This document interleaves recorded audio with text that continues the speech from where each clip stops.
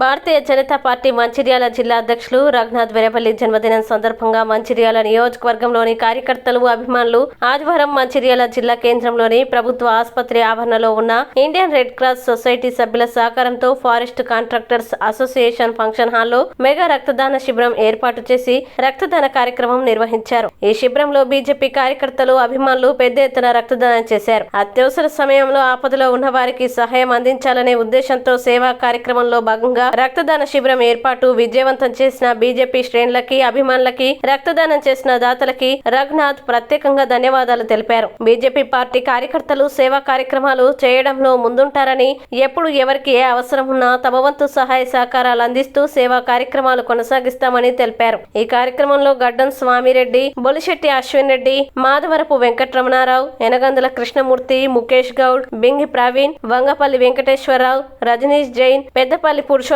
సత్రం రమేష్, హరిగోపాల్ తదితరులు పాల్గొన్నారు. మంచిర్యాల నియోజకవర్గ ప్రజలు నన్ను ఆదరించి, ప్రేమించి, నాకు గౌరవం ఇచ్చి ఈరోజు నా జన్మదిన సందర్భంగా మంచిర్యాల జిల్లాలో ఉన్న మా బీజేపీ కార్యకర్తలు, అభిమానులు అందరూ కూడా ఏదైతే రెడ్ క్రాస్ సొసైటీకి మన దగ్గర తలసేమియా చాలా పెద్ద సమస్య.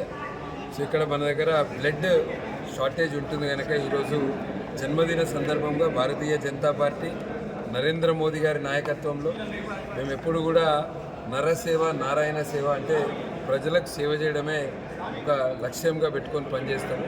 ఈరోజు ఈ జన్మదిన సందర్భంగా పెద్ద ఎత్తున మెగా రక్తదాన శిబిరం ఏర్పాటు చేసి పేద ప్రజలకు ఈ రక్త నిల్వలు రెడ్ క్రాస్ సొసైటీ ద్వారా అందజేయడానికి ఈ కార్యక్రమం చేపట్టినాం. మరొక్కసారి మంచిర్యాల నియోజకవర్గ ప్రజలందరికీ కూడా, మంచిర్యాల జిల్లా కార్యకర్తల బీజేపీ అందరికీ కూడా పేరు పేరున ధన్యవాదాలు. ఇటువంటి సేవా కార్యక్రమాలు రాబోయే రోజుల్లో ఇంకా ఎక్కువ సేవా కార్యక్రమాలు చేస్తాము. మంచిర్యాల నియోజకవర్గ ప్రజలు 24 గంటలు అండగా ఉంటాము. ఎప్పుడు ఎవరికి ఏ సమస్య వచ్చినా కూడా అండగా ఉంటుందని తెలియజేస్తూ, నాకు జన్మదిన సందర్భంగా విషెస్ చెప్పిన వాళ్ళందరికీ కూడా పేరు పేరున కృతజ్ఞతలు.